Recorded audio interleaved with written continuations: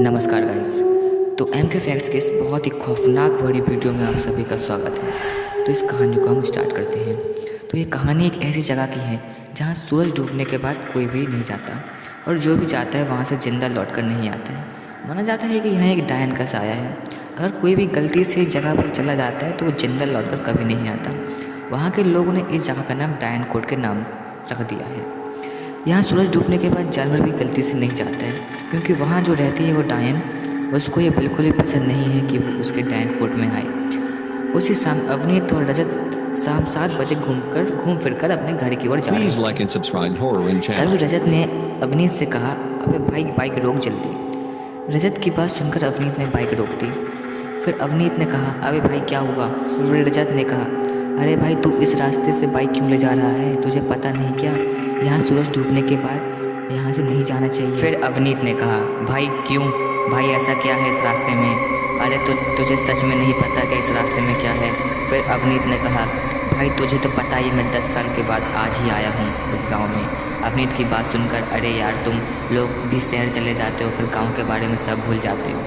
फिर रजत की बात में ही बीच काटते हुए अवनीत ने कहा, अरे भाई ज्ञान मत पेल और सही से बता इस रास्ते से क्यों नहीं जाना चाहिए। फिर रजत ने कहा, अरे भाई तू मुझे बोलने देगा तभी तो बताऊंगा ना कुछ। अच्छा। फिर अवनीत ने कहा, अच्छा बीच में कुछ नहीं बोलूँगा, चल बता। फिर अवनीत ने बताते हुए कहा, तो सुन भाई, अब हम सुबह इस रास्ते से जा रहे थे तो तूने तो देखा ही होगा कि इस रास्ते में पूरे 5 किलोमीटर तक जंगल ही जंगल है। उस 5 किलोमीटर में 2 किलोमीटर बाद तो एक ऐसी जगह पड़ती है जो आधे समय तूने तो देखा ही होगा। फिर रजत की बात बीच में ही काटते हुए अवनीत ने कहा, कौन सी जगह भाई? फिर रजत ने कहा, भाई पूरी बात सुन तो ले पहले। वो जगह 2 किलोमीटर आगे है और उसे डायन कोट के नाम से भी जाना जाता है। डायन कोट लगभग 300 मीटर तक फैली हुई और उस 300 मीटर एक भी पेड़ या एक भी घास तक नहीं, क्योंकि उस डायन कोट में रह रहे डायन को यह बिल्कुल पसंद नहीं कि उसके डायन कोट में सूरज डूबने के बाद कोई भी वहाँ पे आए।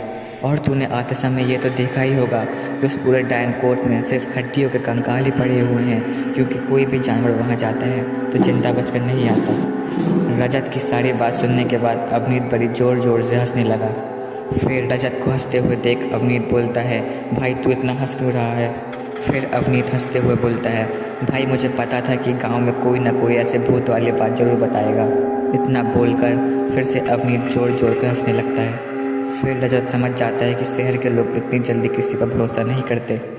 फिर अवनीत ने कहा, पर क्यों भाई, ऐसा क्या है इस रास्ते में? फिर रजत बोलता है, भाई तुझे विश्वास हो या ना हो, पर भाई हम अभी इस रास्ते से नहीं जा सकते, तो बाइक से दूसरे वाले रास्ते की तरफ मोड़। फिर रजत की बात सुनकर अवनीत बोलता है, भाई मैं 10 साल बाद ज़रूर आया हूँ, पर मुझे ये बात पता है कि ये रास्ता 5 किलोमीटर शॉर्टकट है, इसलिए हम इसी रास्ते से जाएंगे।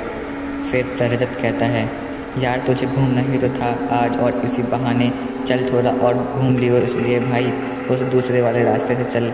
इस बार अवनीत रजत की बात मान जाता है और बाइक दूसरे रास्ते की तरफ मोड़ लेता है। फिर उसके बाद दोनों दूसरे वाले रास्ते से जाने लगते हैं।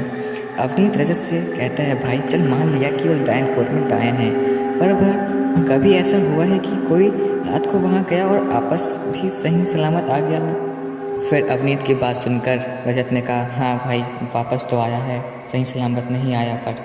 फिर अवनीत ने कहा, पर भाई जो वापस आया है उसके साथ हुआ क्या है जो तू बोल रहा है कि सही सलामत नहीं आया? फिर रजत ने कहा, तू बिजनेस को जानता है होगा। फिर अवनीत ने कहा, कौन बिजनेस? अवनीत की बात सुनकर फिर रजत बोलता है, अरे ब्रजेश, जिसे बचपन में सब नागिन बोलते थे, अब याद आया कुछ?